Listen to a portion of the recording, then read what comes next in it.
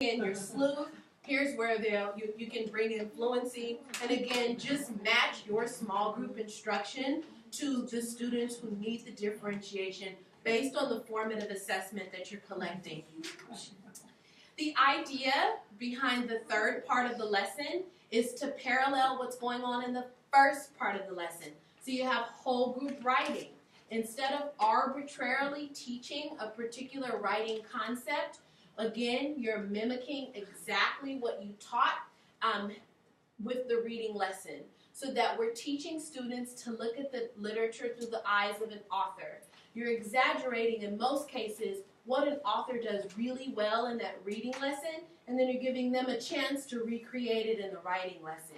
You have a model. The model's always going to ask you to go back to the text because you just spent 30 minutes reading it, so you have connections for your students readily available. And then you're going to give them a chance to practice together, and then every writing lesson every day will conclude with an independent writing task. A smaller chunk of what we want them to produce for the ending performance-based assessment. Also, at the end of the writing lesson, very similar to how we want you to distribute your instructional minutes for the foundational skills mini lesson, we're introducing a mini skills lesson for grammar. The idea here is not every student is going to need 20 minutes on indefinite clause. Teach it whole group, throw the Jell-O against the wall, and then reteach for the students who need it. That is a lesson, so luckily, as we were shut off, we're naturally at the end, so that kind of helped.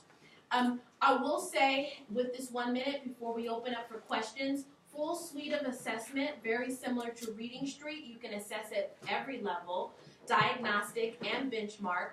You have assessments for each selection. And then, of course, in ReadyGen, each of the units is a performance-based assessment. It bleeds to that final PPA. Now, we are out of time with each other, but I know that both Tiffany and I are here to support you as you're making this decision. We didn't get to dig into those digital resources the way we liked, so please, if you have questions, reach out. As Tiffany mentioned, she's the lady to go to for stuff, and I'm the book nerd. So just forward any questions that you may have, anything that you need clarification on, just forward questions to me through Tiffany. Thank you all so much for making